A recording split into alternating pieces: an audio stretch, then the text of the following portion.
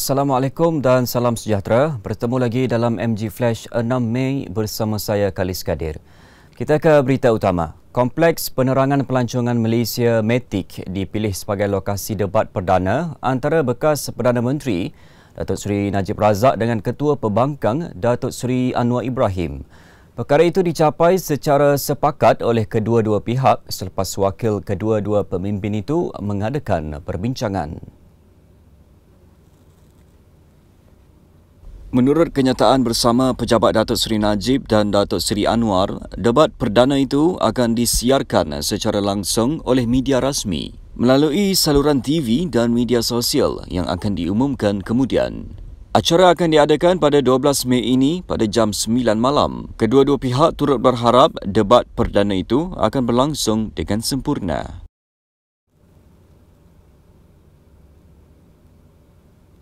Baik, kita ke berita berikutnya. Menteri Pembangunan Wanita, Keluarga dan Masyarakat Datuk Seri Rina Mohamed Harun membawa pelbagai juadah bagi meraikan Hari Raya Aidilfitri bersama remaja sindrom Down Bella.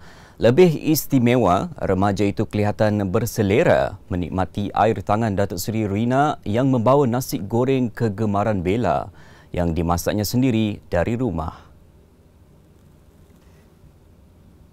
Menurut Ketua Seri Kandi Bersatu itu, beliau turut membawa nasi impit, lemang, rendang, ayam goreng, kek dan kuih muih khas buat Bella dan rakan-rakan. Dalam kenyataan di Facebook rasminya, Datuk Seri Rina bersyukur dengan perkembangan positif remaja itu ketika melawat Bella dan rakan-rakannya di sebuah pusat perlindungan kanak-kanak semalam. Jelas beliau, Bella dan kanak-kanak lain dijaga dengan sempurna dari sudut keperluan fizikal dan emosi di pusat perlindungan berkenaan. Terdahulu, Bella disyaki didera di sebuah pusat kebajikan milik Pertubuhan Bukan Kerajaan NGO di Kuala Lumpur. Perbicaraan kes penderaan Bella berlangsung di Mahkamah Session Kuala Lumpur. Penerbangan pertama Jemaah Haji Malaysia ke Mekah dijadualkan 31 Mei ini. Menteri di Jabatan Perdana Menteri Hal Ehwal Agama, Datuk Idris Ahmad berkata, pihaknya kini sedang menunggu jemaah menjawab surat tawaran yang dihantar Lembaga Tabung Haji TH pada 24 April lepas.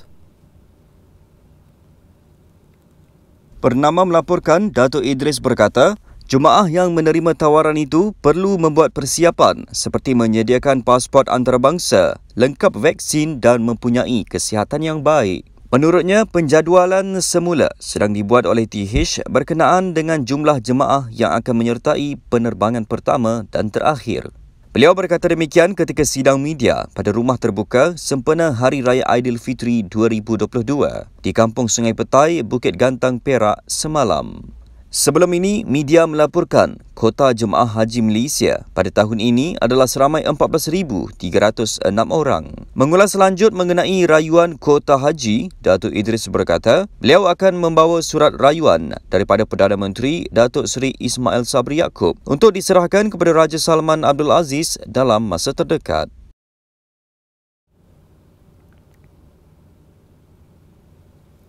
Berita berikutnya, Perdana Menteri Singapura Lee Hsien Loong dan isteri Ho Ching dianugerahkan darjah kebesaran utama negeri Johor daripada Sultan Ibrahim Iskandar.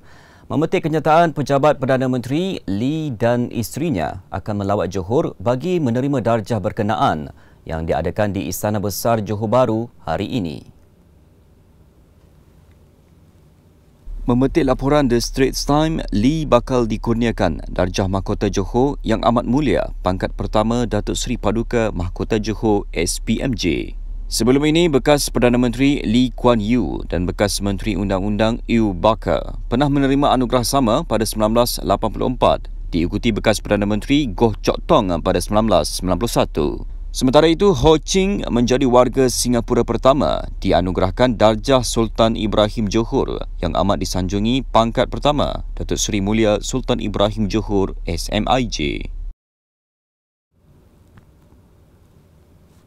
Polis Petaling Jaya meminta orang ramai yang menyaksikan atau mempunyai maklumat berhubung kes samun tular yang berlaku di Damansara Perdana Khamis lalu tampil untuk membantu siasatan. Ketua Polis Daerah Superintenden Ku Mashriman Ku Mahmud dalam kenyataannya berkata, Kes berkenaan tular susulan satu video yang dirakam orang awam yang kebetulan berada di tempat kejadian telah dimuat naik ke aplikasi TikTok. Katanya, video berdurasi 30 saat itu menunjukkan seorang lelaki terjatuh di tengah jalan semasa kejadian samun itu. Menurut Kumas Riman, kejadian berlaku selepas mangsa yang juga pengadu cuba mengejar suspek yang cuba melarikan diri dengan menaiki sebuah kereta. Dalam kejadian itu, mangsa kerugian RM500 kerana beg kerjanya yang mengandungi komputer riba dan barangan peribadi terjatuh dari kereta suspek ketika pergelutan.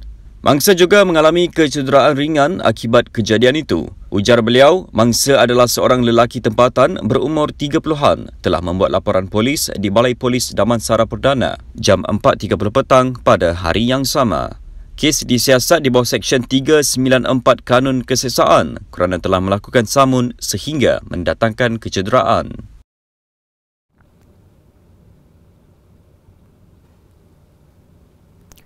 Mayat seorang lelaki yang bertindak terjun dari Jambatan Pulau Pinang selepas meninggalkan motosikal di kilometer 4.2 arah Perai menghala pulau ditemukan terapung petang semalam. Pengarah Maritim Pulau Pinang, Kapten Maritim Abdul Razak Muhammad berkata, mayat lelaki berusia 40 tahun itu ditemui orang awam berhampiran persiaran kapal Sing Pulau Pinang pada jam 2.40 petang.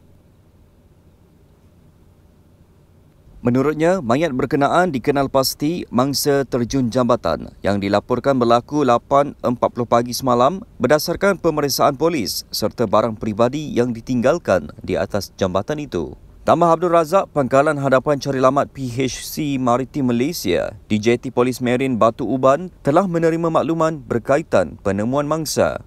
Semalam, Malaysia Gazette melaporkan seorang saksi wanita melihat mangsa meninggalkan motosikal jenis Honda Wave Dash sebelum bertindak terjun ke dalam laut kira-kira jam 8.40 pagi.